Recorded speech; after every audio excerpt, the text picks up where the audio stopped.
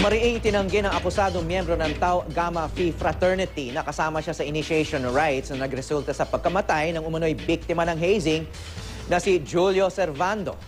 Isa ring neophyte ang nagdetalya kung sino-sino ang mga frat member na nakita niya bago mamatay ang biktima. May news to go si Lia Manyalak del Castillo. Sa unang araw ng preliminary investigation ng Department of Justice, dumating sina John Paul Raval, Lawrence Agustin at ang menor de edad na neophyte. Sila ang mga kasama ni Julio Servando na sumailalim sa hazing ng Tau Gamma Phi Fraternity na ikinamatay ng estudyante ng De La Salle College of St. Benilde noong June 28. Sa kanyang affidavit, idinetalya ng neophyte kung sino sa mga frat member ang nakita niya sa frat house maging ang nagsagawa ng CPR kay Julio nang manghina na ito. Sina Raval at Agustin naman pinanumpaan ang kanilang salaysay. Posible rin silang maging complainant sa reklamo. Balot naman at gwardyado ng mga tauhan ng Witness Protection Program sina Kurt Michael Almazan at Luis Solomon Arevalo.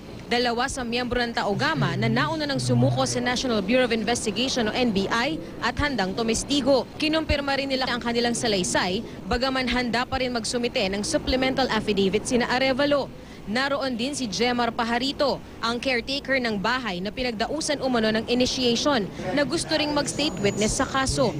Pero sa panig ng Tau Gamma, tanging si Steven Jorge Peñano lang ang dumating. Mariin niyang itinanggi na kasama siya sa initiation rites na nagresulta sa pagkamatay ni Servando.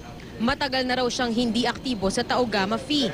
Nabanggit si Peñano sa affidavit ni Raval na sinabing nakita raw siya sa isang fast food sa Taft Avenue bago isinagawa ang hazing. Our client is not even mentioned in the complaint, the narration or... So he wasn't there? He wasn't there. Ito ang unang pagkakataong nakaharap ni Aurelio Servando, ama ni Julio, ang isa sa mga akusado sa pagpatay sa kanyang anak. Bagamat hindi na raw siya galit, determinado siyang ituloy ang kaso. I am beyond the anger stage now. I still feel sad but hindi na kasing lakas yung galit ko sa kanila.